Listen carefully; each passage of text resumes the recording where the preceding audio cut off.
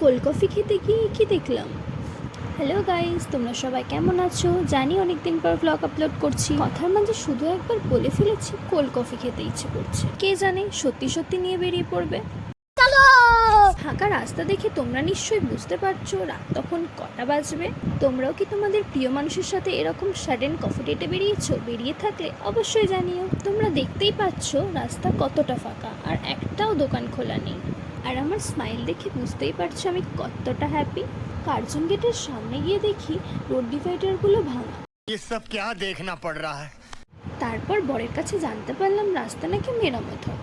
দেন চলে এলাম লস্যির দোকানে, যেখানকার লস্যি এবং কোল্ড কফি দুটোই ফেমাস। তোমরা নিশ্চয়ই বুঝতে পারছো আমি কোন দোকানের কথা বলছি।